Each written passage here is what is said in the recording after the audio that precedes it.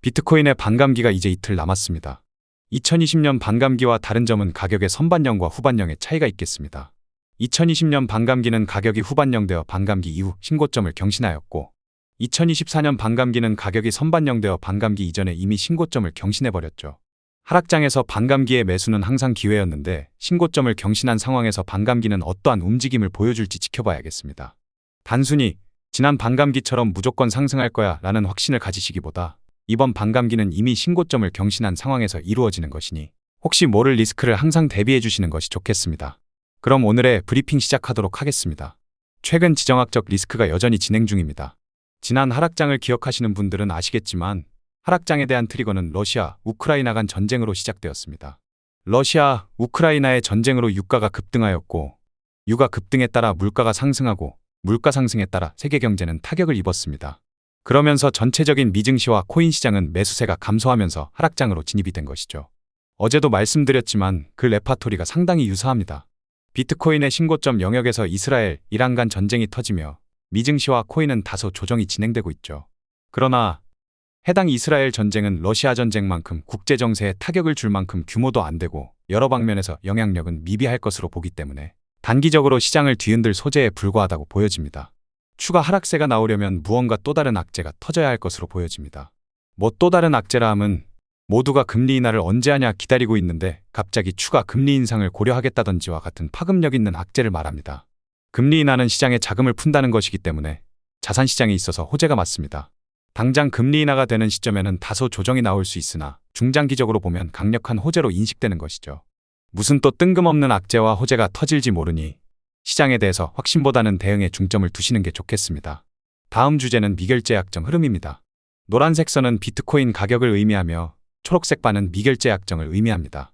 여기서 미결제 약정이라 함은 수익 실현을 하지 않은 포지션을 의미합니다.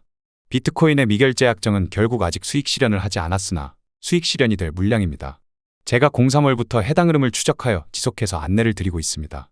지난 2021년 상승장의 최대 미결제 약정의 규모는 230억 달러의 정도였습니다. 그조차도 사상 최대치였죠.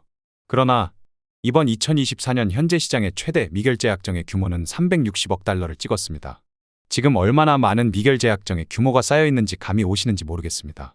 그러한 미결제 약정이 결국 수익 실현이 되지 않은 포지션이란 점도 상기해 주신다면 현재의 미결제 약정의 감소세는 고래 혹은 세력들의 수익 실현 구간이라고 해석하는 게 알맞을 것입니다.